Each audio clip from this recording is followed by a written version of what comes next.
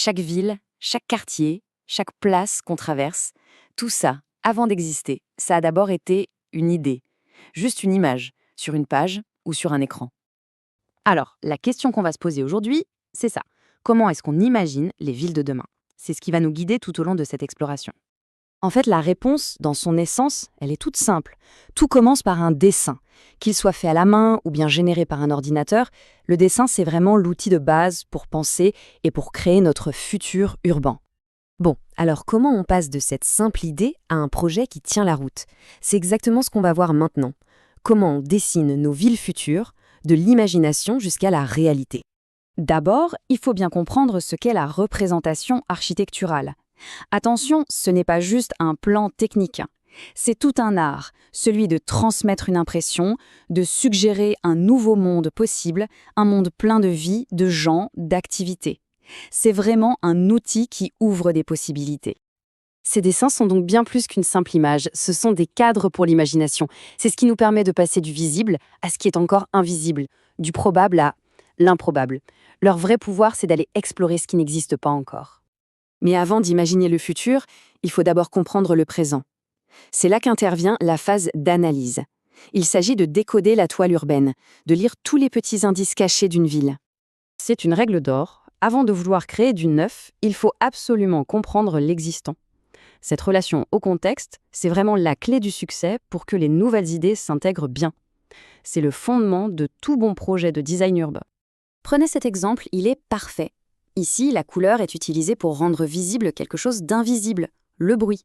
Grâce à ce dégradé, une force abstraite comme le son devient tout à coup une donnée super concrète pour le concepteur. On peut travailler avec. C'est le même principe ici, où la couleur sert à mettre en évidence les différentes zones d'activité.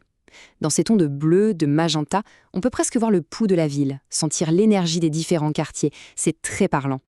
Et pour finir cette petite série, voilà une carte qui utilise des nuances de violet pour montrer les différentes hauteurs de bâtiments. C'est une façon très directe, très visuelle, d'analyser la forme physique et l'échelle de la ville telle qu'elle est aujourd'hui.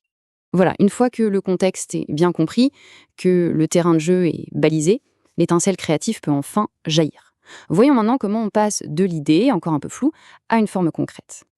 Alors, comment naît une idée? Eh bien, il n'y a pas de recette magique. Regardez ces deux images. À gauche, on a une forme presque sculpturale générée à partir de données, et à droite, un croquis à main levée, très expressif, plein de vie. Deux points de départ complètement différents, mais tous les deux tout à fait capables de lancer un projet. Et bien sûr, ces idées ne sortent jamais de nulle part. Elles s'inscrivent dans une longue histoire de vision pour la ville. Ce croquis de 1935, par exemple, c'est la Cité radieuse de Le Corbusier. Une vision de gratte-ciel au milieu de parc qui a vraiment marqué l'urbanisme. Pour avoir une vision urbaine complète, il faut savoir jongler en permanence avec les échelles.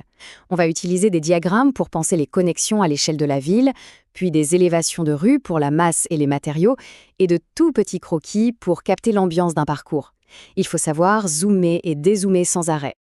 Et tout ce travail de dessin et d'analyse nous amène au cœur de ce qui se fait aujourd'hui, là où les images 3D photoréalistes et les couleurs vives prennent vraiment tout leur sens.